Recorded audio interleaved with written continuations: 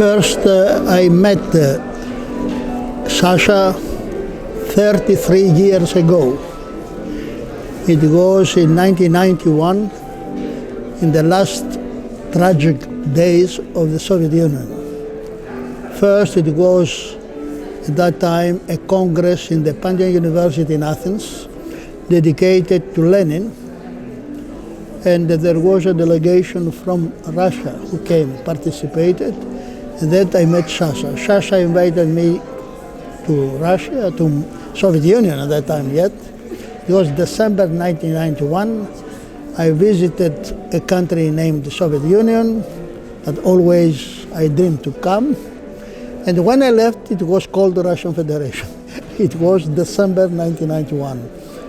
So I met Sasha Buzgalin at that period, and our friendship stayed for 33 years. Last time I saw him in September 2023, which just 1 month or few weeks before his passing away.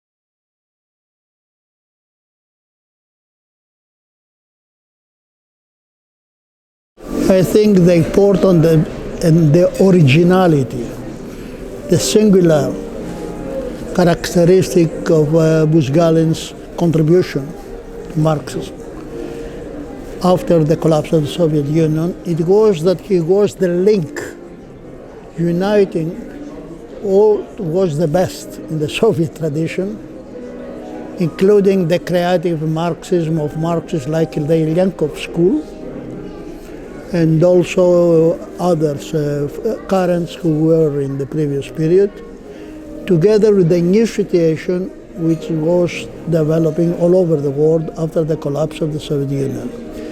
He was both a person who defended critically the tradition of the October Revolution and the Soviet in the best period, very critical to the period of the purges, Yezhovchin and all this stuff, against bureaucracy, but at the same time open, without being nihilist.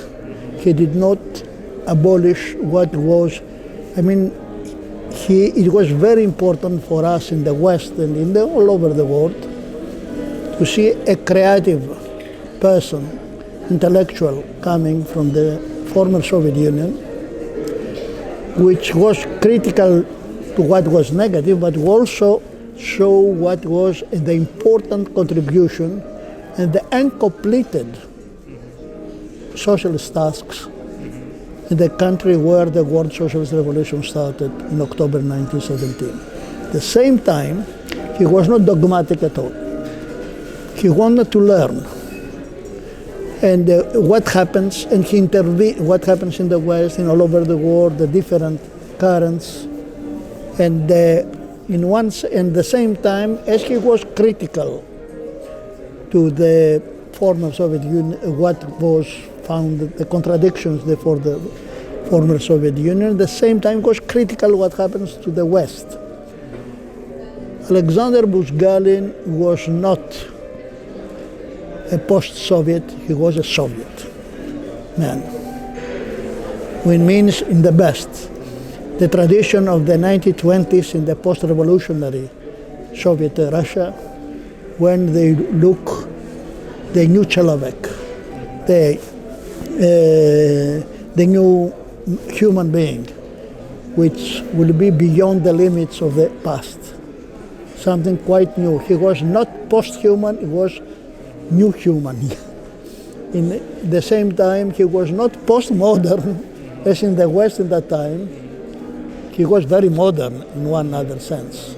Open, critical to the modernist tradition, but also open, not ready to accept in its face value what at that period, particularly the 90s, the end of the 20th century, the beginning of the 21st century, all the old capitalist illusions, stupidities, propaganda, the end of history fallacy which came there, he was against. So for this reason it was a line of resistance to the post,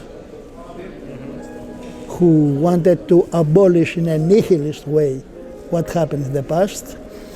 And we have to keep in mind that the collapse of the Soviet Union and of the what was called actually existing socialism, from 1991 until recently, until I think now, created conditions of a general disorientation all over the world.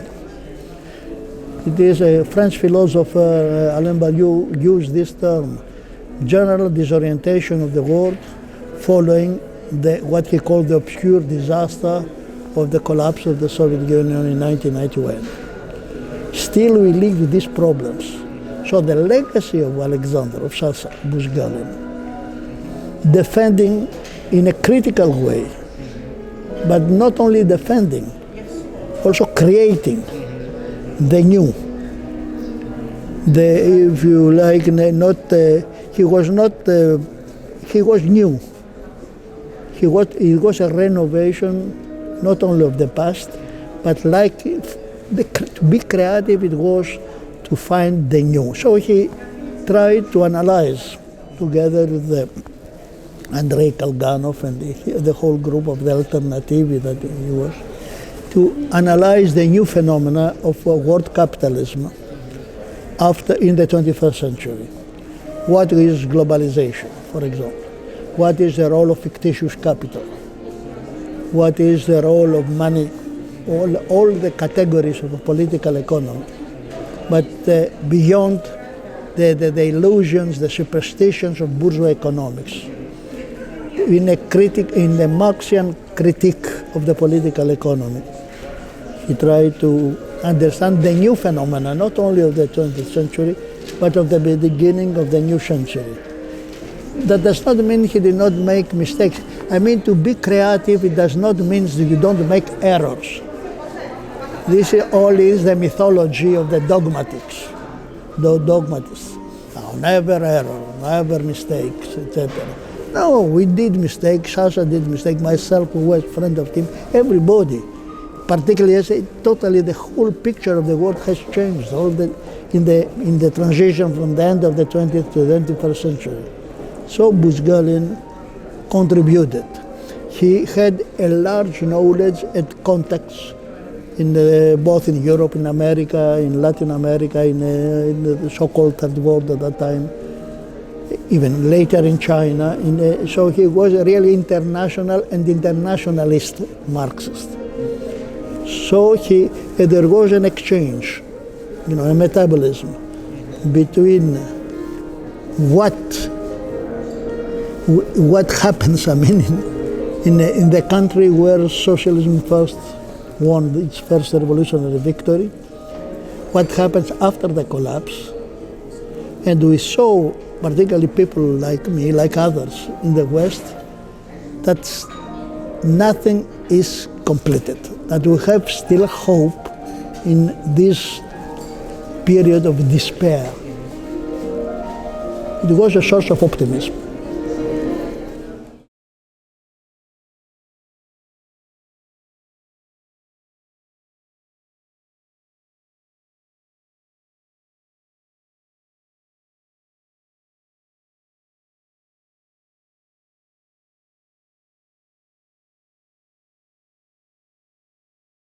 I think globally, both in America and Europe, but also in the global South, in the global North, there is a new interest to Marxism. Until the 90s, after the collapse, for 10 years, it was the end of history myth. The legend that the thing, now we live the end of history, okay? It is a new period. I think the turning point, it was the eruption of the global capitalist crisis in 2008 with the crash in the financial markets, etc., particularly in America and then all over the world. there was a great recession. Still, this crisis is not solved. So even the capitalists, the think tanks of the ruling classes, they said in 2018, for example, when it was the anniversary, the 150 years, well, it was from Karl Marx's birth, you saw Financial Times, New York Times, the newspapers who were the most pro-capitalist in the world, coming and say, Karl Marx, you were right. We have this crisis. I mean, they see that Marx had grasped the internal contradictions which lead to crisis. So they saw the crisis, they saw also the bankruptcy of the official economics who could not neither predict the crisis, nor make a prognosis, or a very real scientific analysis. On the contrary, they saw that the main elements to understand what happens today in the 21st century, you have to read critically, of course, but you have to read again Marx, Das Kapital, and also the dialectical method. It is not to find recipe, just to repeat slogans of Marx, but to see the method, the dialectical method. What is the new? How the contradictions in capital have developed in the new world situation, why they led to this crisis, what are the prospects, the dynamics of the crisis. This without Marx is impossible. So even the think tanks of the bourgeois class all over the world, in America and Europe, in this without becoming Marxist, but they see that they did not finish with Marx. And even this year, which is 100 years from the death of Vladimir Ilyich Lenin, there is a renewal interest for the Marxism of Lenin. Because in the first period after the crisis, they said, okay, Marx was right, but Lenin, okay, forget it about Lenin, we don't want Lenin. But for this reason, for example, this book, it is from the University of Sao Paulo, Brazil. It is the legacy of Lenin, 100 years after his. We had organized because I am member of an international socialist center, which is called International Socialist Center Christian Rakowski. Christian Rakowski was a great Balkan revolutionary and then also participated in the Soviet Revolution, a friend of Lenin and Trotsky, etc. So we are all over the world. So we had organized the 21st of January 2024, an international congress for Lenin, for the centenary. You can see there that are the people from all over the world seeking to understand what was always creative in this legacy, which is your legacy in this country anyway. For this reason, there are also contributors from Russia, like Ludmila Bulavka Buzgalina, she's participated there, Daria Mitina and others, Kalganov as well. So, and they speak together with Marxists, new Marxists, from Latin America, from Europe, even from the Balkans like me, okay. So there is a new interest for Marxism in every sense. First, because the driving force is the crisis, the insoluble problems. And then you see genocides, you see wars, you see mass unemployment, enormous problems of humanity. Really, the old slogan of Rosa Luxemburg, socialism or barbarism, become true again. So if we live in barbarism, we are obliged to think about socialism. If there is a socialist way out, to think scientifically about socialism, you have to turn to Marx, to Lenin, to the experience of the October Revolution. It's not ended. We have a lot of work to do to complete the work which started in 1917 and did not finish in 1991. We have to reverse the catastrophe of 1991.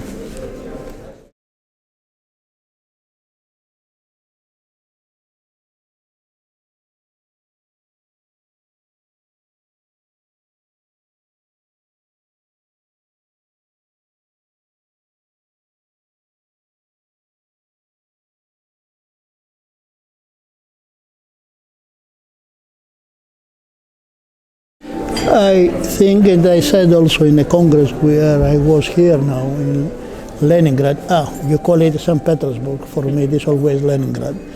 And so I said precisely on this question that you pose,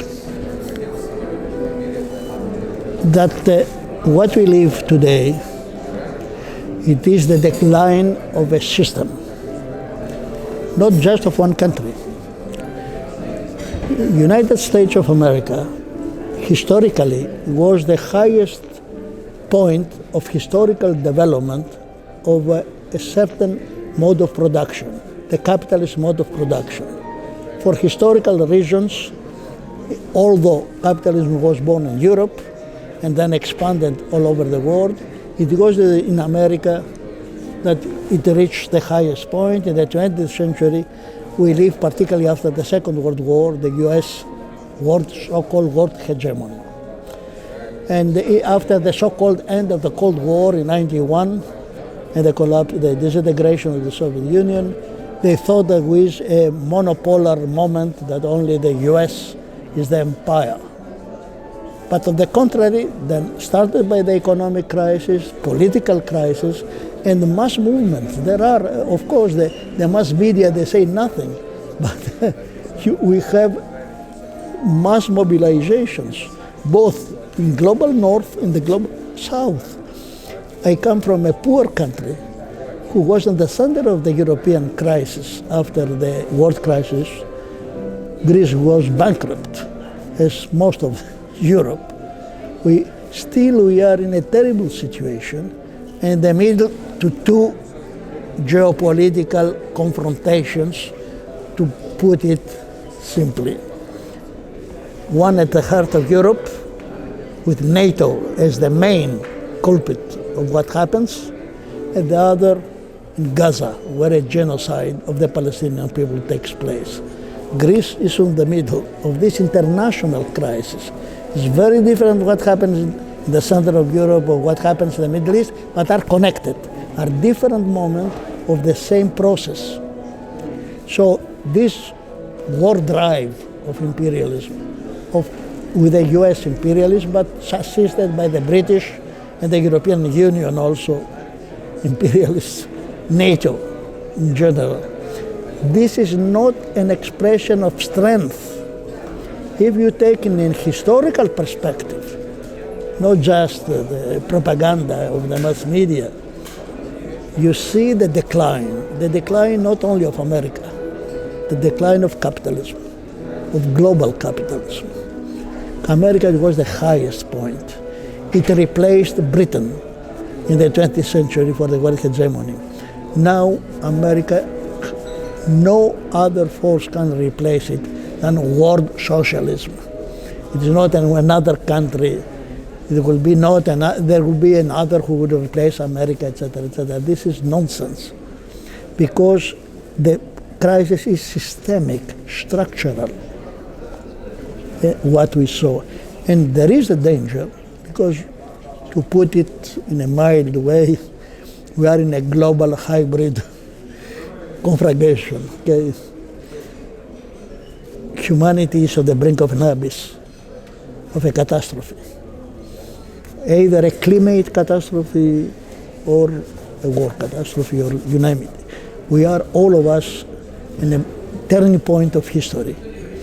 Like humanity was in 1914, or in 1939, or in the heroic moments in this city that for 800, how many days, was under siege by the Nazis. And fascism is rising again in Europe. Fascism is always related with the capitalist crisis and preparation for war. So we live dramatic moments, and we have to be conscious for that. And for this reason, I think we have to take sides as in the other occasion. We cannot be neutral anymore.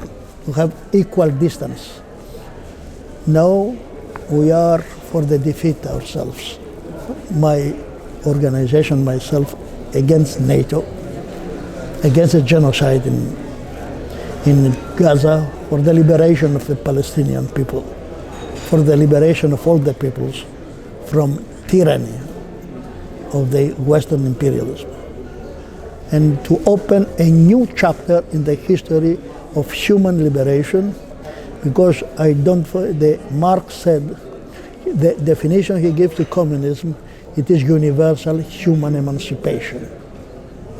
The realm of freedom that my friend Sasha Buzgalin always repeated. We have to make the leap to the realm of freedom. Yes.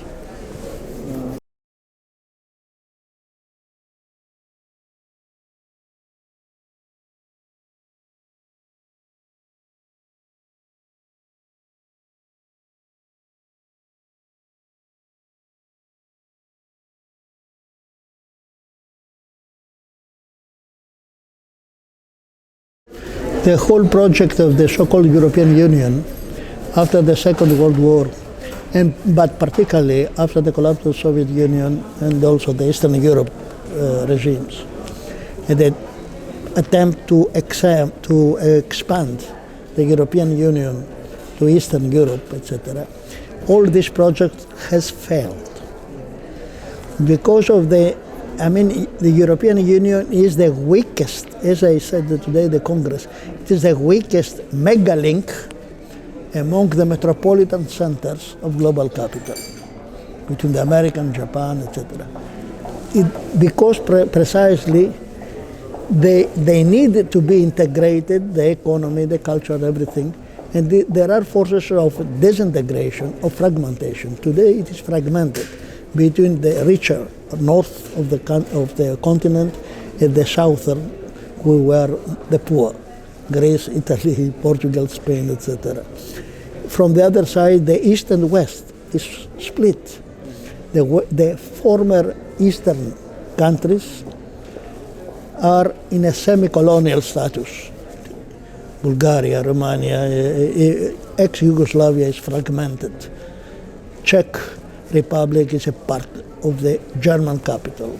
Okay, that's Poland is something else. The same. It's an American colony more than the European colony. So no, Europe. Under capitalism, under the structural crisis now that we have, it's impossible. It needs to be integrated. At the same time, more an attempt made to integrate, more fragmented it is. It is particularly the 15 years of this crisis.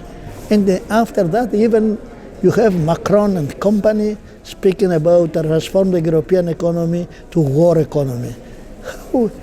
They give more money to military expenditure, and we have unemployment, we have inflation which is very high.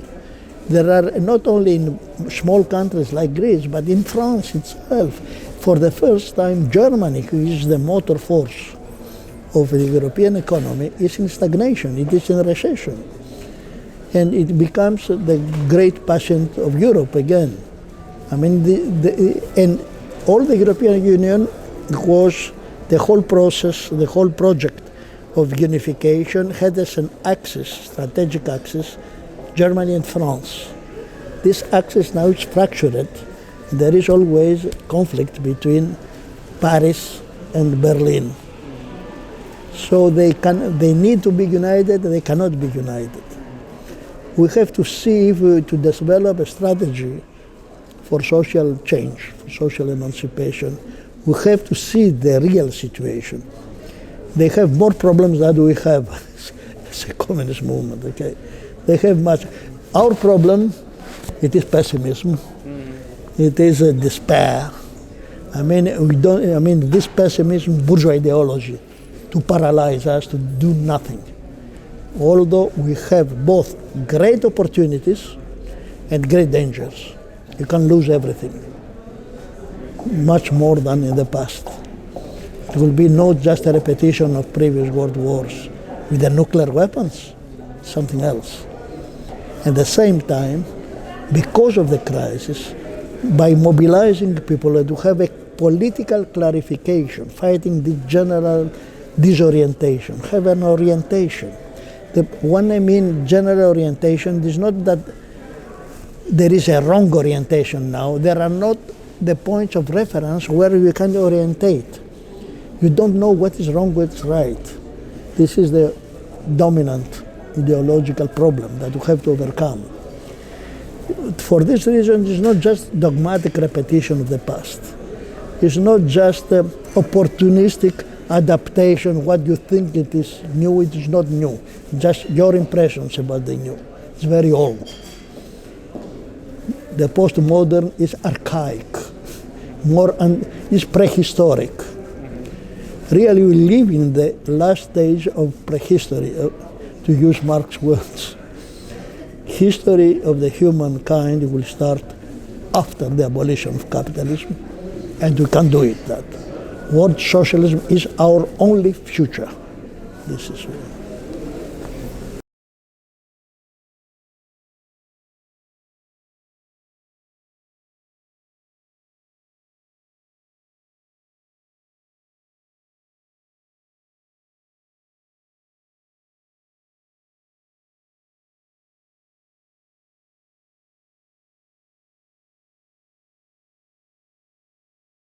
There is this contradiction.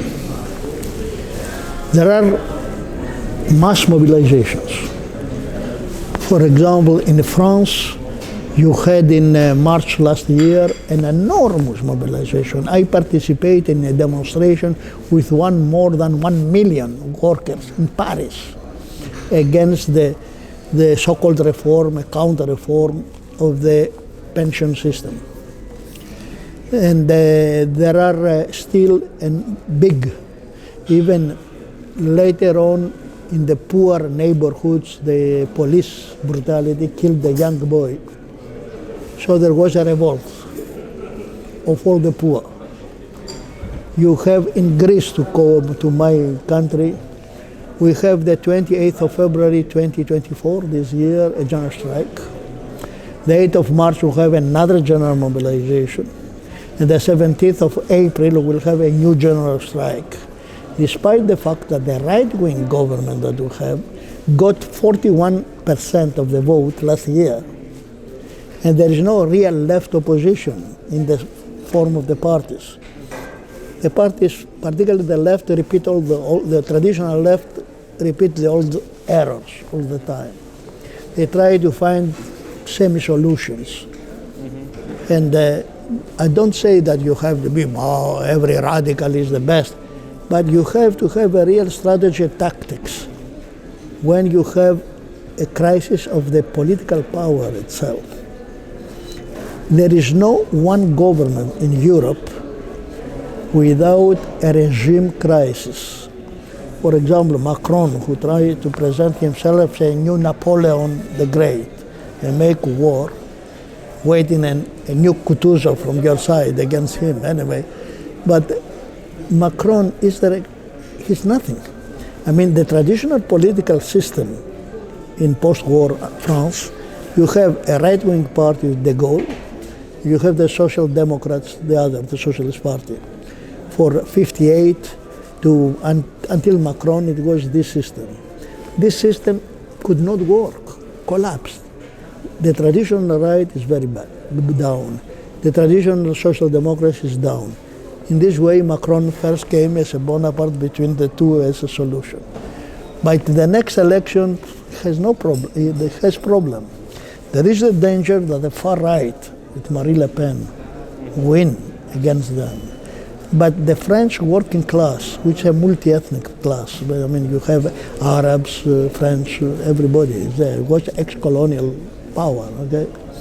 Now living in France, hundreds of thousands of millions of Algerians, etc.